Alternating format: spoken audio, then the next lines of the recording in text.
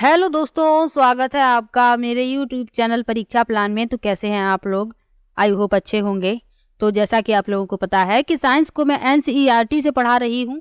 Class 6 complete हो गया है, क्लास 7 भी कंप्लीट हो गया है, क्लास 8 की बुक का पहला लेसन पढ़ गया है। आज दूसरा लेसन पढ़ेंगे, सूक्ष्म जीव, मित्र एवं शत्रु। क्लास 6 जब मैंने पढ़ाया था तब क्लास 6 की बुक अपडेट नहीं हुई थी। अब बुक अपडेट हो गई है, तो आप लोगों को परेशान होने की ज़रूरत नहीं है। टॉपिक वही है, बस उनकी थोड़ी सी लैंग्वेज चेंज कर दी गई है। फिर भी यदि कोई नया टॉपिक जोड़ा गया होगा तो मैं उसे ज़रूर पढ़ा दूंगी। तो चलिए आज के वीडियो को शुरू करते हैं।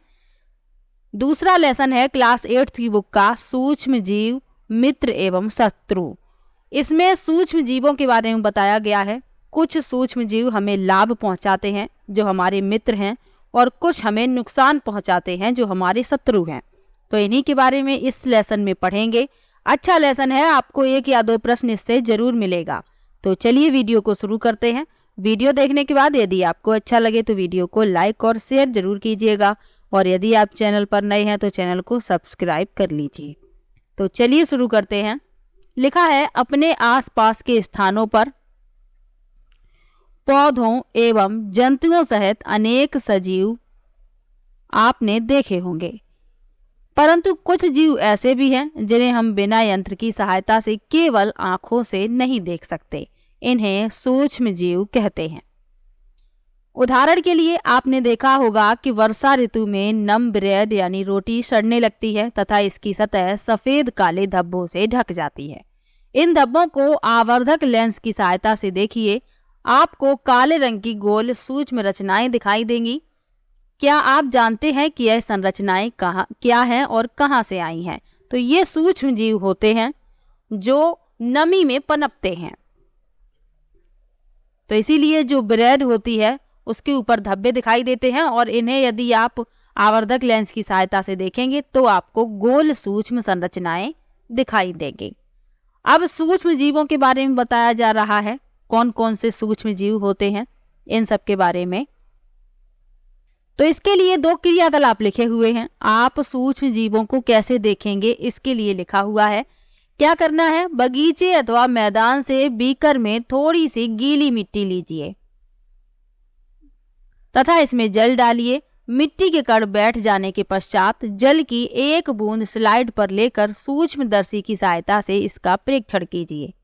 इसके अलावा और क्या करना है, तालाब या पोखर से जल की कुछ बूंदें लीजिए, कांच की स्लाइड पर फैलाकर सूक्ष्मदर्शी की सहायता से इसका प्रेक्षण कीजिए। क्या आपको सूक्ष्म जीव गति करते हुए दिखाई दे रहे हैं? तो यदि आप देखेंगे स्लाइड पर रखकर सूक्ष्मदर्शी की सहायता से तो आपको कुछ सूक्ष्म जीव दिखाई देंगे। आगे लिखा है, इन प्रेक्षणों से पता चलता है कि मिट्टी एवं पानी में अनेक छोटे छोटे सूक्ष्म जीव उपस्थित रहते हैं। सूक्ष्म जीव इतने छोटे होते हैं कि उन्हें बिना यंत्र की सहायता से नहीं देखा जा सकता। इनमें से कुछ जैसे कि ब्रेड पर उगने वाले कवक को आवर्धक लेंस की सहायता से देखा जा सकता है, जबकि अन्य बिना सूक्ष्मदर्शी की सहायता से नहीं देखे जा सकते। यही कारण है कि इन्हें सूक्ष्म जीव कहते हैं। सूक्ष्म का मतलब ही होता है छोटा, तो ये बहुत छोटे होते हैं, इन्हें सूक्ष्मदर्शी की सहायता से ही देखा जा सकता है। आगे क्या लिखा हुआ है, सूक्ष्म जीवों को 4 मुख्य वर्गों में बांटा गया है। कौन कौन से वर्ग हैं? जीवाणु, कवक, प्रोटोजोआ एवं शैवाल। जीवाणु, शैवाल, प्रोटोजोआ एवं कवक के कुछ सामान्य सूक्ष्म जीव चित्र में दर्शाए गए हैं। ये जो चित्र दिखाए गए हैं, यहाँ पर दिखाए गए हैं ये सूक्ष्म जीव। आगे आपको दिखाएंगे। अब लिखा है विषाणु के बारे में। विषाणु क्या है? तो ये भी सूक्ष्म होते हैं जिन्हें वायरस कहते हैं, लेकिन ये सूक्ष्म जीवों से भिन्न हैं। जो सूक्ष्म जीव मैंने आपको बताए, सूक्ष्म जीव, इनके 4 वर्ग मैंने आपको बताई। कौन कौन से? जीवाणु, कवक, प्रोटोजोआ और शैवाल। लेकिन जो वायरस होते हैं ये भी सूक्ष्म होते हैं, लेकिन ये इन सूक्ष्म जीवों से भिन्न हैं। वे केवल परपोषी में ही गुणन करते हैं, अर्थात जीवाणु पौधे अथवा जंतु कोशिका में गुणन करते हैं। विषाणु चित्र में दर्शाए गए हैं कुछ सामान्य रोग जैसे कि जुकाम, इन्फ्लुएंजा एवं अधिकतर खांसी विषाणु द्वारा होती है। कुछ विशेष रोग जैसे कि पोलियो एवं खसरा भी विषाणु द्वारा होता है। अतिसार एवं मलेरिया प्रोटोजोआ द्वारा होने वाले रोग हैं। टाइफाइड एवं क्षय रोग जीवाणु द्वारा होने वाले रोग हैं और इन्हीं से प्रश्न बन जाता है। इनमें से कुछ सूक्ष्म जीवों के विषय में आप कक्षा 6 एवं 7 में पढ़ चुके हैं।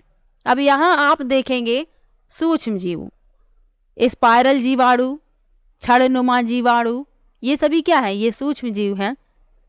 शैवाल, प्रोटोजोआ, यहाँ आप देख सकते हैं शैवाल हैं ये, स्पाइरोगायरा, क्लेमाइडोमोनास, अमीबा, पैरामीशियम, ये क्या है? ये प्रोटोजोआ है, ये शैवाल हैं। ऊपर आपको जीवाणु दिखाए, तो ये आपको याद रखना है। इनसे कुछ रोग भी जो मैंने आपको बताए हैं वो भी याद रखने हैं। प्रश्न इन रोगों से पूछ लिया जाता है। क्या क्या बताया मैंने आपको? सबसे पहले तो आपको याद रखना है जुखाम, इन्फ्लुएंजा और अधिकतर खांसी ये वायरस द्वारा होते हैं। जैसे कि जो अभी कोविड फैला था वो भी वायरस के कारण ही होता है, तो ये आपको याद रखना है। पोलियो और खसरा भी वायरस के कारण होता है। इसके अलावा जो अतिसार और मलेरिया है ये प्रोटोजोआ द्वारा होता है। अतिसार पूछ लिया जाता है, मलेरिया भी पूछ लिया जाता है। मलेरिया फैलता तो मच्छरों से है लेकिन इसका जो कारण है वह प्रोटोजोआ है। टाइफाइड जीवाणु द्वारा होता है और क्षय रोग यानी टीबी जीवाणु द्वारा होता है। यहाँ मैंने आपको चित्र में कुछ सूक्ष्म जीव दिखाए हैं। यहाँ आप देख सकते हैं कवक, ये मैंने आपको शैवाल, प्रोटोजोआ, जीवाणु दिखाए। ये आप देख सकते हैं कवक, ये राइजोपस, ब्रेड मोल्ड, पेंसिलियम और एस्परजिलस, ये सभी क्या है? ये कवक हैं। तो ये कवक आपको याद रखना है, ये सूक्ष्म जीव हैं। जो 4 वर्ग मैंने आपको बताई, जीवाणु, शैवाल, प्रोटोजोआ और कवक, और इनके चित्र भी मैंने आपको दिखा दिए। आगे वायरस का चित्र दिया गया है। ये परपोषी में गुणन करते हैं, तो ये आप देख सकते हैं वायरस इस प्रकार का होता है। ये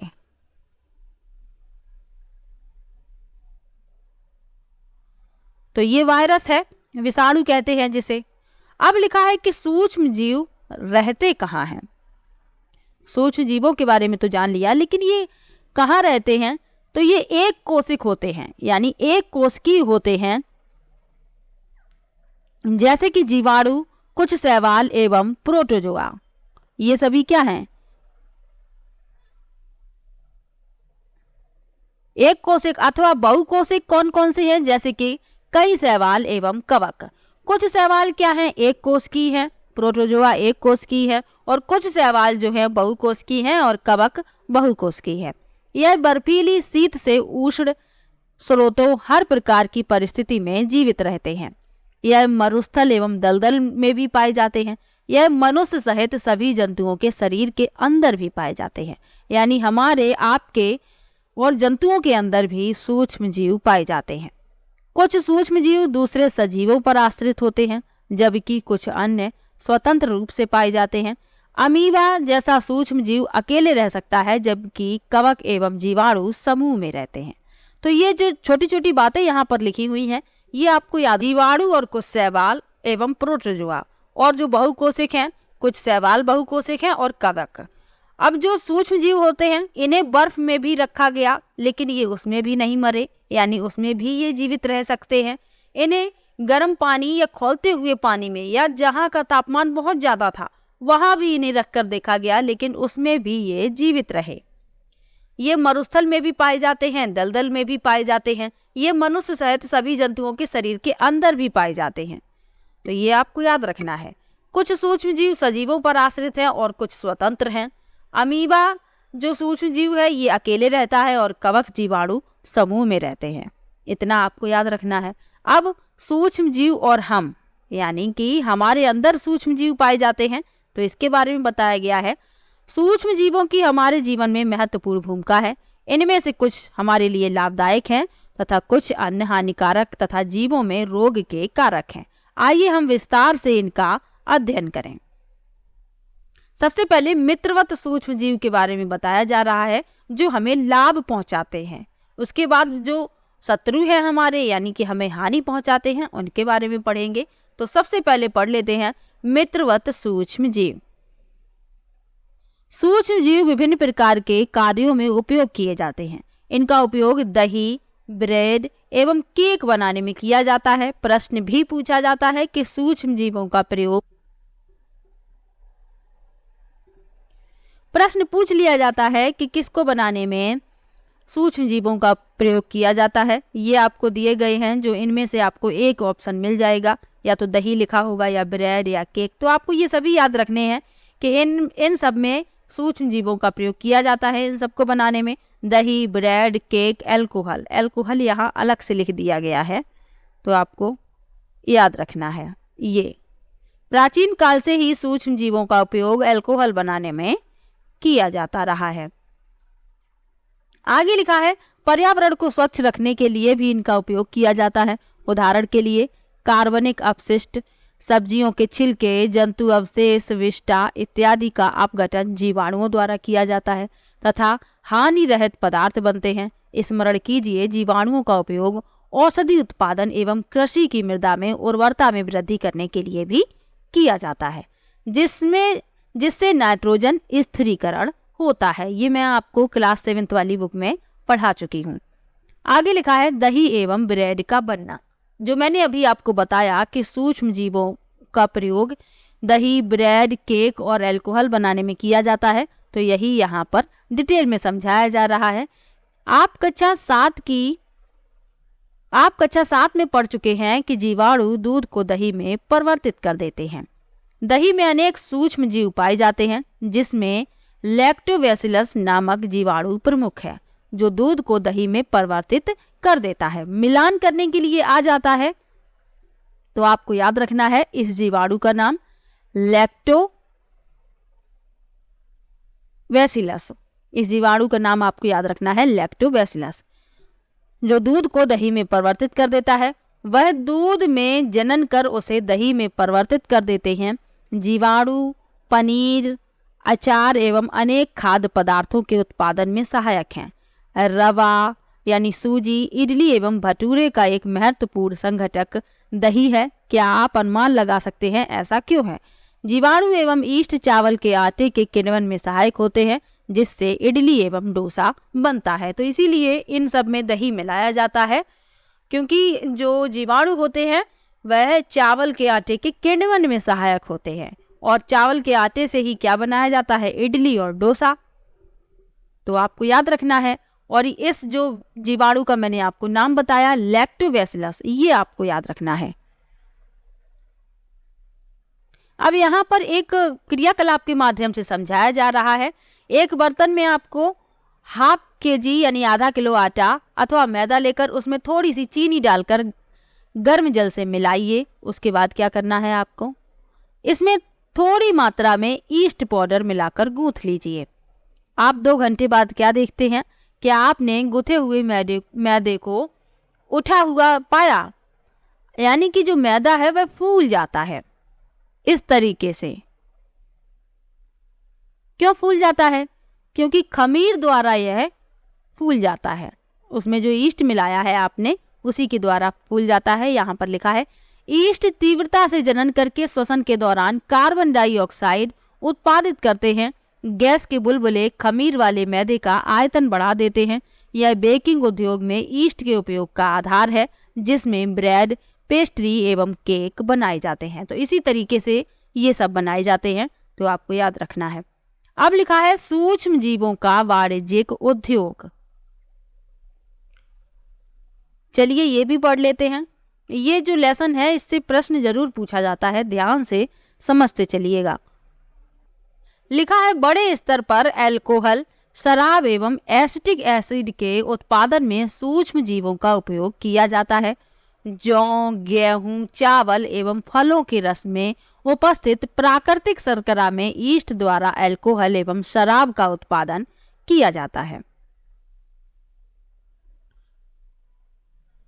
अब यहाँ पर एक क्रियाकलाप लिखा हुआ है। क्या करना है? 500 ml का एक बीकर लेकर इसमें 3/4 भाग तक जल भरिए। इसमें 2-3 चम्मच चीनी घोलिए। इसमें आधा चम्मच ईस्ट पाउडर डालिए। इसे 4-5 घंटों के लिए उष्ण स्थान पर ढककर रखिए। अब विलयन को सूंघ कर देखिए। यह गंध अल्कोहल की है, जो चीनी के अल्कोहल में परिवर्तित होने के कारण बना है। चीनी के अल्कोहल में परिवर्तन की यह प्रक्रिया किण्वन अथवा फर्मेंटेशन कहलाता है। तो इस तरीके से आप अगर करेंगे तो आपको जो विलेन है उसमें आपको अल्कोहल की गंध आएगी, जो चीनी के अल्कोहल में परिवर्तन के कारण बना है। और चीनी के अल्कोहल में परिवर्तन की जो प्रक्रिया है वह किण्वन कहलाती है। ये प्रश्न पूछा जाता है, तो ये आपको याद रखना है। यहाँ पर लिखा हुआ है लुई पास्चर ने किण्वन की खोज 1857 में की थी। यही तो आपको याद रखना है, प्रश्न यहाँ से पूछा गया है। किण्वन की खोज किसने की? लुई पास्चर ने की। कब की? 1857 में की। आगे बढ़ते हैं।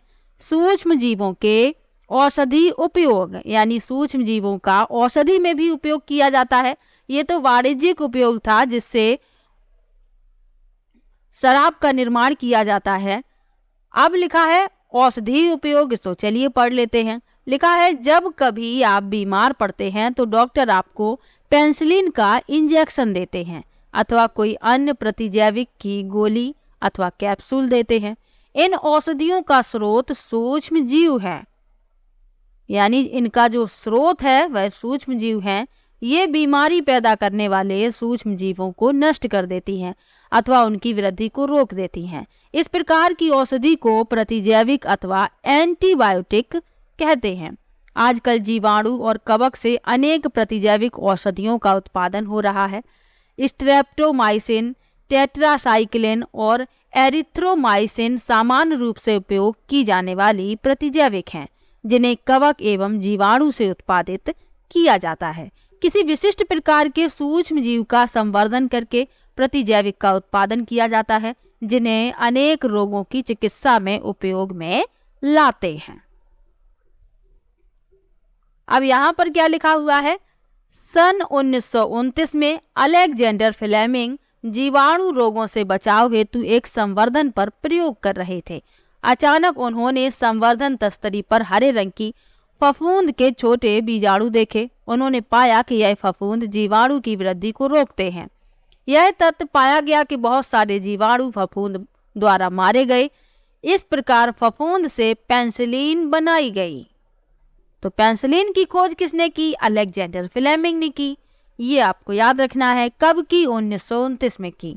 ये है ये छोटे छोटे जो यहाँ पर इम्पोर्टेंट फैक्ट लिखे हुए हैं, इन्हीं से प्रश्न बन जाते हैं। तो ये सभी आपको याद रखना है। और प्रश्न मिलान करने वाला भी आ सकता है, तो आपको यदि याद होगा तो आप आसानी से मिलान कर पाएंगे। आगे बढ़ते हैं। पशु आहार एवं कुक्कुट आहार में भी प्रतिजैविक मिलाए जाते हैं, जिसका उपयोग पशुओं में सूक्ष्म जीवों का संचरण रोकना है। प्रतिजैविक का उपयोग कुछ पौधों के रोग नियंत्रण के लिए भी किया जाता है। यहाँ पर एक सावधानी भी लिखी हुई है। ध्यान रखना चाहिए कि डॉक्टर की सलाह पर ही प्रतिजैविक यानी एंटीबायोटिक दवाई लेनी चाहिए तथा उस दवा का कोर्स भी पूरा करना चाहिए। यदि आप प्रतिजैविक उस समय लेंगे जब उसकी आपको आवश्यकता नहीं है, तो अगली बार जब आप बीमार होंगे और आपको प्रतिजैविक की आवश्यकता होगी तो वह उतनी प्रभावी नहीं होगी। इसके अतिरिक्त अनावश्यक रूप से ली गई प्रतिजैविक शरीर में उपस्थित उपयोगी जीवाणु भी नष्ट कर देती है। सर्दी, जुकाम एवं फ्लू में प्रतिजैविक प्रभावशाली नहीं है, क्योंकि यह रोग विषाणु द्वारा होते हैं। तो मैंने अभी आपको बताया था, जो फ्लू होता है, जुकाम होता है, सर्दी होती है, ये वायरस द्वारा फैलते हैं। तो इनमें यदि आप एंटीबायोटिक लेते हैं तो ये आप पर प्रभाव नहीं करेगी। अब लिखा है वैक्सीन यानी टीका। ये क्या होता है, इसकी खोज कैसे हुई, इसके बारे में लिखा है। शिशुओं को टीका लगाया जाता है, बच्चों को, छोटे बच्चे को वैक्सीन दी जाती है। तो लिखा है जब रोग कारक सूक्ष्म जीव हमारे शरीर में प्रवेश करते हैं तो उनसे लड़ने के लिए हमारा शरीर प्रतिरक्षी उत्पन्न करता है। शरीर को यह भी स्मरण रहता है कि वही सूक्ष्म जीव अगर हमारे शरीर में पुनः प्रवेश करता है तो उससे किस प्रकार लड़ा जाए। अतः यदि मृत अथवा निष्क्रिय सूक्ष्म जीवों को स्वस्थ व्यक्ति के शरीर में प्रविष्ट कराया जाए तो शरीर की कोशिकाएं उसी के अनुसार लड़ने के प्रतिरक्षी उत्पन्न करके रोग कारक को नष्ट कर देती हैं। यह प्रतिरक्षी हमारे शरीर में सदा के लिए बनी रहती है तथा रोग कारक सूक्ष्म जीव से हमारी सदा के लिए सुरक्षा होती है। इस प्रकार टीका यानी वैक्सीन कार्य करता है।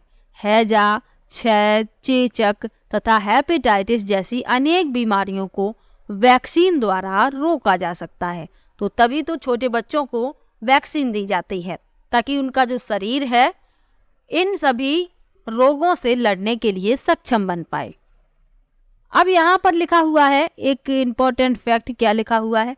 एडवर्ड जेनर ने चेचक के लिए 1798 में चेचक के टीके की खोज की थी। तो आपको यही याद रखना है, चेचक के टीके की खोज किसने की? एडवर्ड जेनर ने की। प्रश्न पूछा भी गया है तो आप याद रखिएगा। आगे लिखा है, आपके बचपन में आपको भी अनेक रोगों से रक्षा के लिए टीके यानी वैक्सीन दिए गए होंगे। क्या आप इन रोगों की सूची तैयार कर सकते हैं? इसके लिए आप अपने माता पिता की मदद ले सकते हैं। सभी बच्चों को इन रोगों से सुरक्षा की आवश्यकता है। आवश्यक टीके निकट के अस्पताल में उपलब्ध होते हैं। बच्चों को पोलियो से बचाने के लिए आपने टेलीविजन एवं समाचार पत्रों में पोलियो के टीकाकरण के विज्ञापन देखे होंगे। पोलियो ड्रॉप बच्चों को दिया जाने वाला वास्तव में एक टीका ही है। तो ये ओरल वैक्सीन होती है जो बच्चों को दी जाती है। तो ये पिलाया जाता है टीका, ये वैक्सीन ही है। जो पोलियो ड्रॉप बच्चों को पिलाया जाता है ये वैक्सीन ही है ताकि बच्चों को भविष्य में पोलियो का खतरा न रहे। आगे लिखा है, चेचक के विरुद्ध विश्वव्यापी अभियान चलाया गया जिसके परिणाम स्वरूप विश्व के अधिकांश भागों से चेचक का उन्मूलन हो गया। यानी कि पूरी तरीके से चेचक जो रोग था उसका समापन कर दिया गया। आजकल सूक्ष्म जीवों से टीके का उत्पादन बड़े स्तर पर किया जाता है जिसमें मनुष्य एवं अनेक जंतुओं को अनेक रोगों से बचाया जाता है। तो इसीलिए बचपन में ही ये वैक्सीन दे दी जाती है ताकि भविष्य में इन रोगों से खतरा ना रहे। तो सूक्ष्म जीवों के औषधि प्रयोग पढ़ लिए। अब लिखा है मिट्टी की उर्वरता में वृद्धि कैसे होती है, चलिए पढ़ लेते हैं। लिखा है कुछ जीवाणु एवं नीले हरे शैवाल वायुमंडलीय नाइट्रोजन का स्थिरीकरण कर सकते हैं। इस प्रकार मृदा में नाइट्रोजन का संवर्धन होता है तथा उसकी उर्वरता में वृद्धि होती है। इन्हें सामान्यतः जैविक नाइट्रोजन स्थिरीकारक कहते हैं। तो आपको याद रखना है जीवाणु एवं नीले हरे शैवाल। यहाँ आप देख सकते हैं चित्र में दिखाया गया है एक नीले हरे शैवाल। अब लिखा है पर्यावरण का शुद्धिकरण, यानी कि जो सूक्ष्म जीव होते हैं पर्यावरण का शुद्धिकरण भी करते हैं। कैसे करते हैं चलिए पढ़ लेते हैं। लिखा है अपने विद्यालय के माली को देखने के पश्चात पहेली बूजो और दूसरे विद्यार्थियों ने घरों व बगीचों से पत्तियां एवं फल सब्जियों का कचरा एकत्र करके उसके निपटान के लिए बनाए गए गड्ढे में डाला। कुछ समय बाद इसका विघटन होने से यह खाद में परिवर्तित हो गया। पहेली और बूजो जानना चाहते हैं यह किस प्रकार हो सकता है। तो सूक्ष्म जीवों द्वारा होता है जो पादप अपशिष्ट का अपघटन करके उसे खाद में बदल देते हैं। ये मैंने आपको वन वाले लेसन में पढ़ाया था। जब मैंने आपको पढ़ाया था वन हमारी जीवन रेखा, क्लास 7th का ये लेसन है, तो उसमें मैंने आपको बताया था। तो लिखा है सूक्ष्म जीवों द्वारा पादप अपशिष्ट का अपघटन कर उसे खाद में बदल दिया जाता है। इस प्रक्रिया में बने पोषक पौधों द्वारा पुनः उपयोग किए जाते हैं। तो जो खाद बन जाती है उसे पुनः मृदा में मिला दिया जाता है और उसमें जो पोषक होते हैं वह पौधों द्वारा फिर से अवशोषित कर लिए जाते हैं। आगे लिखा है आप अक्सर बड़ी मात्रा में मृत जीवों को सड़ते हुए पादप व कभी कभी सड़ते हुए जंतुओं के रूप में देखते हैं। आप देखते हैं कि कुछ समय बाद वह विलुप्त हो जाते हैं। इसका मुख्य कारण है कि सूक्ष्म जीव मृत जैविक अपशिष्ट का अपघटन करके उन्हें सरल पदार्थों में परिवर्तित कर देते हैं। यह पदार्थ अन्य पौधों एवं जंतुओं द्वारा पुनः उपयोग कर लिए जाते हैं। इस प्रकार हानिकारक एवं दुर्गंध युक्त पदार्थों का निम्नीकरण करने के लिए हम सूक्ष्म जीवों का उपयोग करके पर्यावरण का शुद्धिकरण कर सकते हैं। तो ये सभी जो सूक्ष्म जीव मैंने आपको बताए, ये हमारे मित्र सूक्ष्म जीव थे, जो औषधि प्रयोग में और पर्यावरण के शुद्धिकरण में, मृदा की उर्वरता को बनाए रखने में, इन सब में हमारी सहायता करते हैं। अब कुछ सूक्ष्म जीव हानिकारक होते हैं, तो अब हानिकारक सूक्ष्म जीवों के बारे में पढ़ेंगे। लिखा है सूक्ष्म जीव, यहां से लिखा हुआ है हानिकारक सूक्ष्म जीव, और आगे लिखा है सूक्ष्म जीव अनेक प्रकार से हानिकारक हैं। कुछ सूक्ष्म जीव मनुष्य, जंतुओं एवं पौधों में रोग उत्पन्न करते हैं। रोग उत्पन्न करने वाले ऐसे सूक्ष्म जीव को रोगाणु अथवा रोगजनक कहते हैं। कुछ सूक्ष्म जीव भोजन, कपड़े एवं चमड़े की वस्तुओं को संदूषित करते हैं। आइए उनकी हानिकारक गतिविधियों के विषय में और अधिक जानकारी प्राप्त करें।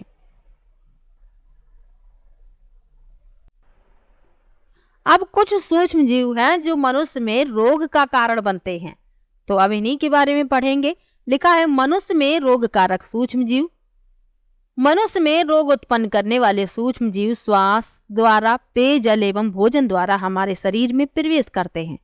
संक्रमित व्यक्ति अथवा जंतु के सीधे संपर्क में आने पर भी रोग का संचरण हो सकता है।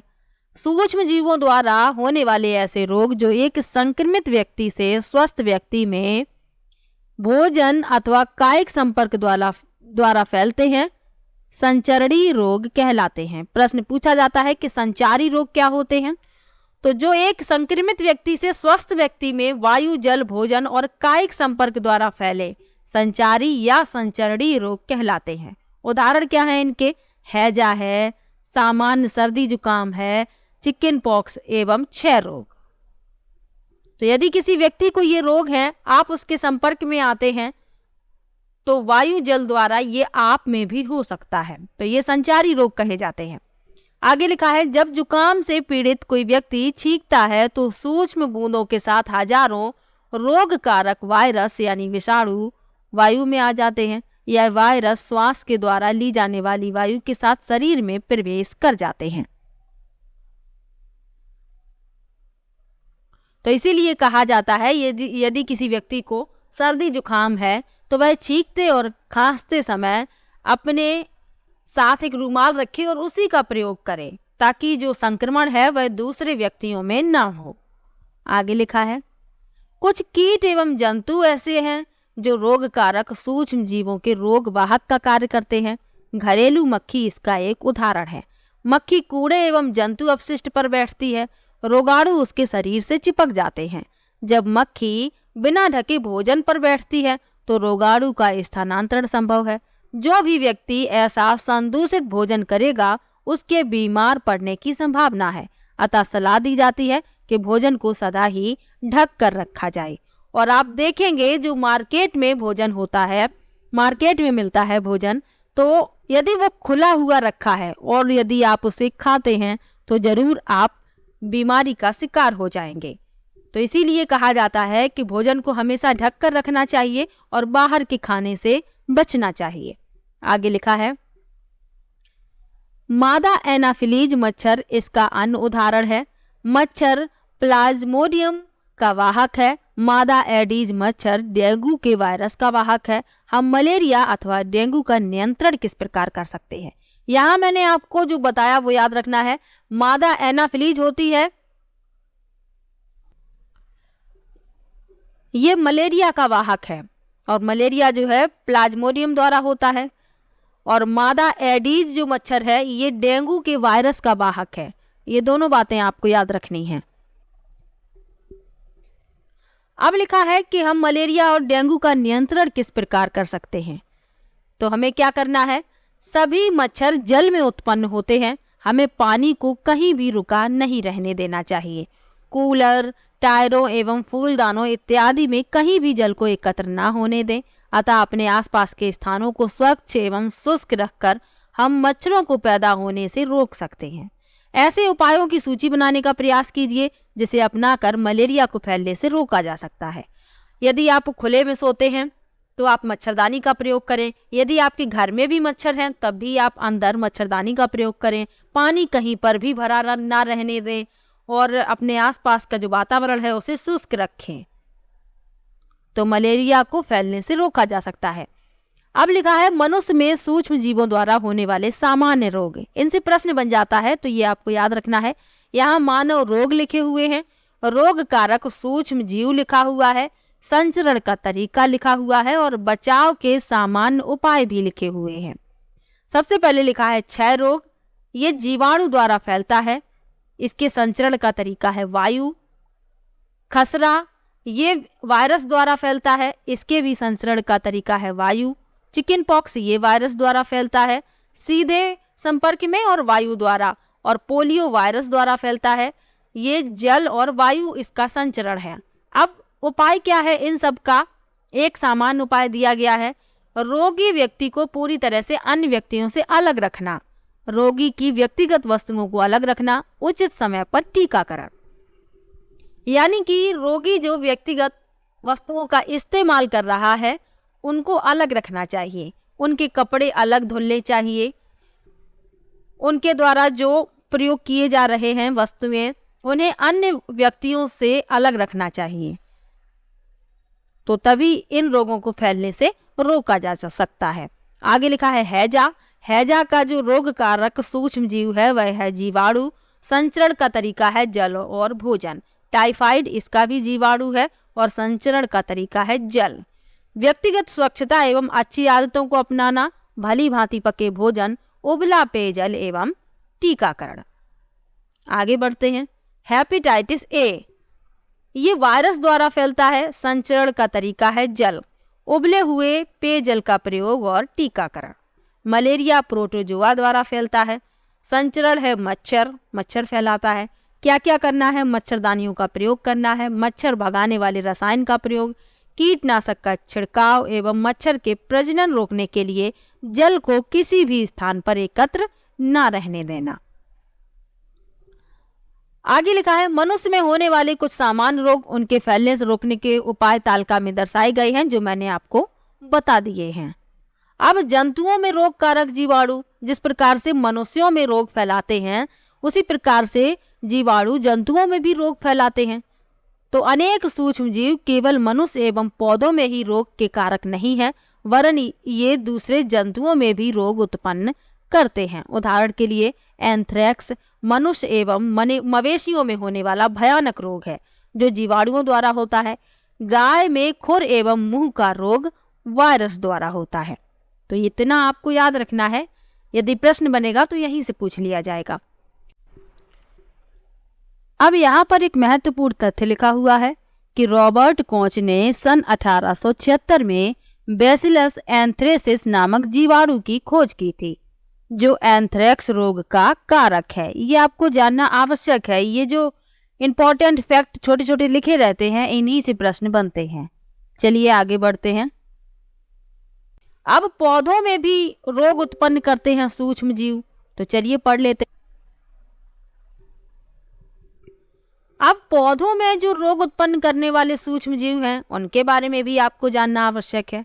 तो लिखा है अनेक सूक्ष्म जीव गेहूं, चावल, आलू, गन्ना, संतरा, सेब इत्यादि पौधों में रोग के कारक हैं। रोग के कारण फसल की उपज में कमी आ जाती है। तालिका में कुछ पादप रोग दर्शाए गए हैं। कुछ रसायनों का प्रयोग करके इन सूक्ष्म जीवों पर नियंत्रण पाया जा सकता है। 2024 में जो जनवरी वाला पेपर है उसमें एक प्रश्न पौधे के रोगों से पूछा गया था, तो इसीलिए आपको याद रखना है प्रश्न पूछा जाता है, या पौधों से पूछा जाएगा या जंतुओं के रोगों से पूछा जाएगा या मनुष्यों के रोगों से पूछा जाएगा, प्रश्न जरूर पूछा जाता है। ये पूछा गया था भिंडी की पीत, ये वायरस द्वारा फैलता है। यही सब ऑप्शन दिए गए थे और उसमें जो प्रश्न है वो पूछा गया था। प्रीवियस ईयर के क्वेश्चन जब मैंने पढ़ाए हैं तब मैंने पढ़ाया है और प्रैक्टिस में भी लिया था वो प्रश्न। ये सारणी दी गई है। पादप रोग है नींबू कैंकर, ये फैलता है जीवाणुओं द्वारा और संचरण का तरीका है वायु। गेहूं का रस्ट, ये कवक द्वारा फैलता है, संचरण का तरीका है वायु एवं बीज।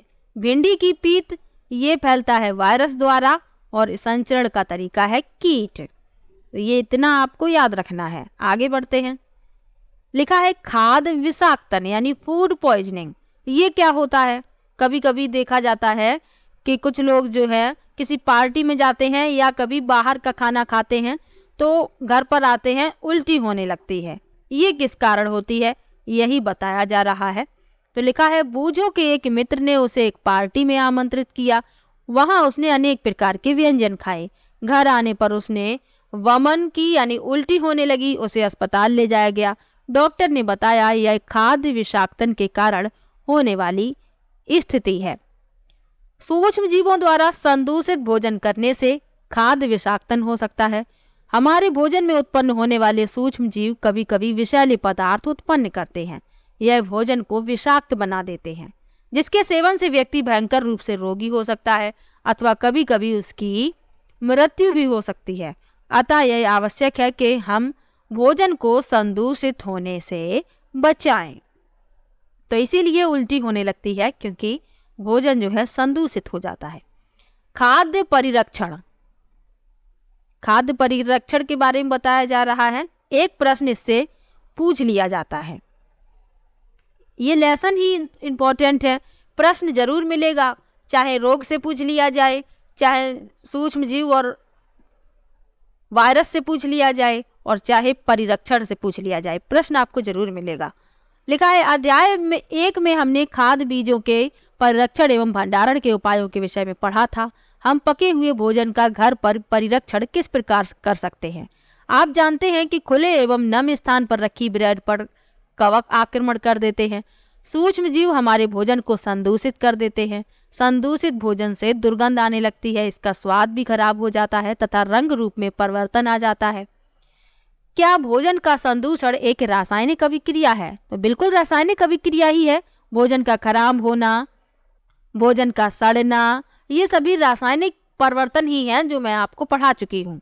आगे लिखा है, पहेली ने कुछ आम खरीदे परंतु कई दिनों तक वह उन्हें नहीं खा पाई। बाद में उसने देखा कि वे सड़ गए, परंतु वह जानती है कि उसकी दादी द्वारा बनाया गया आम का अचार काफी समय तक संदूषित नहीं होता। वह भ्रमित है। आइए हम खाद्य परिरक्षण के कुछ सामान्य तरीकों का अध्ययन करें जिनका उपयोग हम अपने घरों में करते हैं। हमें इन्हें सूक्ष्म जीवों से बचाव के उपाय करना चाहिए। तो आपने देखा होगा कि अचार रखा जाता है, आम का अचार रखा जाता है, नींबू का रखा जाता है और भी कई चीज़ों का अचार डाला जाता है, तो वो खराब नहीं होते क्योंकि उनमें परिरक्षक मिलाए जाते हैं, तो वो उन्हें खराब होने से बचाते हैं। तो यही लिखा हुआ है। रासायनिक उपाय लिखा है, नमक एवं खाद्य तेल का उपयोग सूक्ष्म जीवों की वृद्धि रोकने के लिए सामान्य रूप से किया जाता है, अतः इन्हें परिरक्षक कहते हैं। हम नमक अथवा खाद्य तेल का प्रयोग अचार बनाने में करते हैं जिससे सूक्ष्म जीवों की वृद्धि नहीं होती। सोडियम बेंजोएट तथा सोडियम मेटाबाइसल्फाइड सामान्य परिरक्षक हैं। जैम एवं स्क्वैश बनाने में इन रसायनों का उपयोग उन्हें संदूषित होने से बचाता है, यानी कि खराब होने से बचाता है। प्रश्न पूछ लिया जाता है कि इन निम्नलिखित में से कौन परिरक्षक हैं, तो आपको ऑप्शन में जो दिए जाएंगे वो आपको बताना होगा कि इनमें से कौन है। तो ये यहाँ पर जो दिए गए हैं ये आपको याद रखने हैं। सोडियम बेंजोएट का उपयोग परिरक्षक के रूप में किया जाता है, सोडियम मेटाबाइसल्फाइड का प्रयोग किया जाता है। तो ये क्या है, ये सामान्य परिरक्षक हैं जो अचार में मिलाए जाते हैं। अब लिखा है नमक द्वारा परिरक्षण, यानी नमक का प्रयोग करके भी हम परिरक्षण कर सकते हैं। सामान्य नमक का उपयोग मांस एवं मछली के परिरक्षण के लिए काफी लंबे अरसे से किया जा रहा है। जीवाणु की वृद्धि रोकने के लिए मांस तथा मछली को सूखे नमक से ढक देते हैं। नमक का उपयोग आम, आंवला एवं इमली के परिरक्षण में भी किया जाता है। तो जब अचार डाला जाता है तो उसमें नमक, हल्दी और थोड़ा सा जो खाने वाला तेल होता है उसे मिलाकर कुछ समय के लिए रखा जाता है आम को, और फिर उसके बाद उसका अचार डाला जाता है। तो नमक भी परिरक्षक का कार्य करता है। चीनी द्वारा भी परिरक्षण कर सकते हैं। कैसे? जैम, जेली एवं स्क्वैश का परिरक्षण चीनी द्वारा किया जाता है। चीनी के प्रयोग से खाद्य पदार्थ की नमी में कमी आती है जो संदूषण करने वाले जीवाणुओं की वृद्धि को नियंत्रित करता है। तेल एवं सिरके द्वारा परिरक्षण, तो तेल और सिरका तो अचार में डाला ही जाता है। ये इसीलिए डाला जाता है ताकि अचार खराब ना हो, ये परिरक्षक होते हैं। तो तेल एवं सिरके का उपयोग अचार को संदूषण से बचाने में किया जाता है। क्योंकि इसमें जीवाणु जीवित नहीं रह सकते। सब्जियां, फल, मछलियां, मांस का परिरक्षण इस विधि द्वारा करते हैं। गर्म एवं ठंडा करना ये भी परिरक्षण की ही एक विधि है। क्या करना है इसमें?